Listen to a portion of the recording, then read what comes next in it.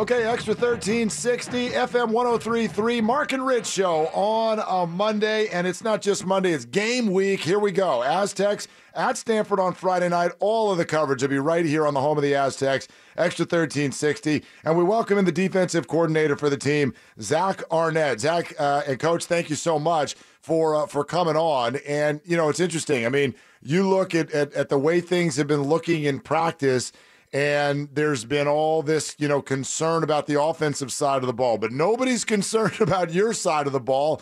How are you assessing your defense right now?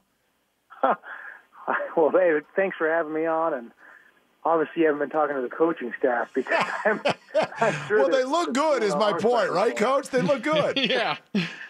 Particularly with the challenge we have in front of us on Friday night, the guy they're lining up at tail back there, and figuring out a way to slow him down and all the different ways they have of, you know, designing plays for him to get him out in the open. So it's going to be a heck of a ball game. And, you know, as a defense, we're looking forward to the opportunity and challenge we have in front of us. But the effort's been good. I don't think it's, you know, it hadn't taken a whole bunch of motivation to get the guys excited about playing. Obviously, anyone's excited to play opening game of the year, but, you know, at Stanford, Pac-12 team in their house, you know, we know they're going to be ready, and obviously we're doing everything we can to make sure we're ready to go.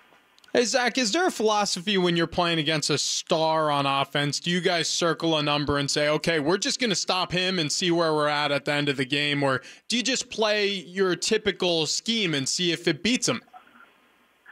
Yeah, you know, if you just say, hey, all we're doing, we're just selling out to stop this one guy, he will not beat us.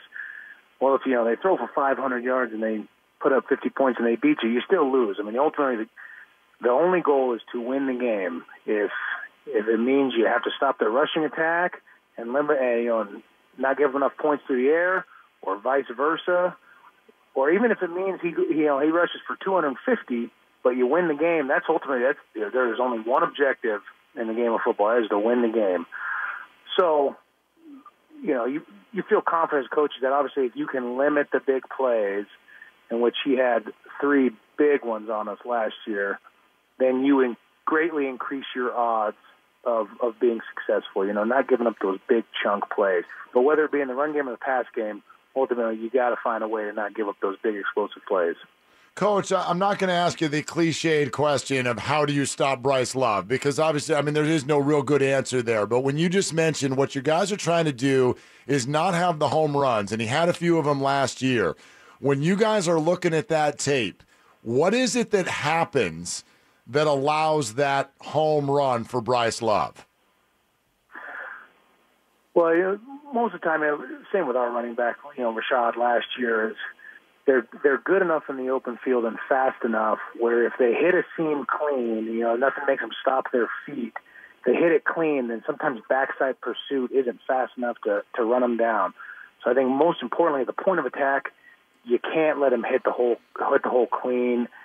You know, you got to make him stutter his feet, either bounce or cut back, something where he's not just hitting it north and south on a dead line. And then obviously you got to have great pursuit to the football. You know, the first guy has got to hold on, and you got to get a whole bunch of bodies there and get him on the ground. And then you can't make assignment errors. The quickest way to lose a game or give up big plays is either you're not aligned right or you're making an assignment error. You know, you're just flat out doing the wrong thing. Now you really increase your odds of giving up an explosive play if you're making assignment errors. Zach, I watch a ton of film on you guys, and it feels like every so often you'll take a gamble defensively. You get aggressive. You'll send the house, and you'll ask a quarterback, okay, take your shot. Try to beat us with your arm. From the standpoint of a defensive coordinator, how stressful is that to watch that after the call goes in and you're expecting these guys to hit home? Yeah, I'm sure the defensive backs are probably under the same stress because they're the guys having to, you know, cover those guys, and they're counting on the pressure to get there. So that ball either has to come out really fast, or the quarterback's on the ground before he can get the ball off. You know, as those routes get down the field and develop and find the open grass.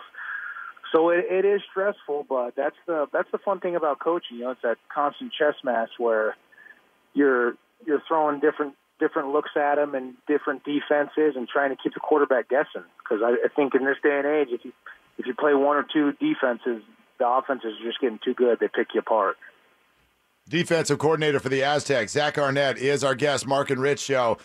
Coach, we're in the get-to-know-you phase because there's so much turnover with a college team. So I think the fans are interested in what is the identity of your defense and who should they be looking to this Friday night to kind of lead that way and show personality for this defense? Well, hopefully the identity hasn't changed too much over the years. This is Coach Long's defense. He calls the defense. He is the guy that instills the attitude and work ethic and demeanor and on the defensive side of the ball and the whole football program. So, we want to be a tough, hard-nosed team who flies around and is aggressive, super aggressive. We like to think we run the ball as hard or harder than anyone in the country, but you got to actually do it. Ideally, like I said, ultimately the goal is to win the game. You win the game by keeping them out of the end zone. We increase our odds of that. It's not only to keep them out of the end zone, but we can create some extra possessions for our offense by creating turnovers. So, when you blitz more, hopefully you reap some of the rewards where you cause some of those big plays and create some turnovers and create extra possessions for your offense. Training camp is long, Coach, and I know you guys have been out there and your eyes get sore looking at the same guys and sometimes the same mistakes. But at the three levels of your defense, your D-line, your linebackers, and your secondary, who have been your top performers? That is the nice thing. We have a returning senior defensive starter at every level of the defense. At the defensive line, we got 4 seniors, one of which, Noble Hall, inside at nose guard. He's been a 2-year starter already, so he's played a whole bunch of football. He's been a really productive, good player for us. At linebacker, Rami Lakalak, again, is a returning senior starter, been a starter the last 2 seasons. He's played a whole bunch of snaps, so there's nothing really going to be new that he hasn't seen. And then in the secondary, you got Parker Baldwin, our Aztec safety, kind of the free safety in the middle, a guy who can, a little bigger, can walk down into the box and kind of be an extra linebacker, yet is still athletic enough to cover tight ends and wide receivers in the passing attack and be a free safety who can run inside out, sideline to sideline, we hope. Defensive coordinator Zach Arnett. Coach, how much do you stay in touch with guys once they graduate out of the program and get to the NFL? I wonder if you've spoken with Cam Kelly. We've got a story today about DeMonte Casey and the fact that he's a rising star with the Falcons. Are you in touch with these guys? Yeah, we like to stay in touch as much as we can. When those guys are back in town and around the area, obviously we'd love to have them over and talk with them. Now, both Cam and DeMonte being defensive backs, they're probably, keep in touch more with their secondary coaches they've had the last couple of years. I've been involved with the front the whole time, linebackers, someone like Calvin Munson, maybe Alex Barrett, some of those guys who are in training camps as well. But, yeah, we're proud as heck of what those guys are doing in the NFL. And, DeMonte, man, it seems like he is all over the field every time he's out there. So it's great to see former Aztecs doing their thing in the NFL, and hopefully a few more will be on the roster come join them. Coach, it's great to have you. We are so excited about Friday night. And do not worry about this Bryce Love guy. It's a bunch of hype.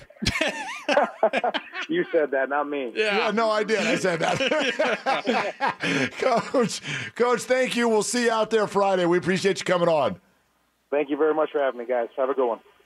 It's going to be an awesome week leading up to this game. San Diego State, Stanford, and, of course, the Mark and Rich Show will be live on the scene Friday in Palo Alto, counting down and leading up to that game.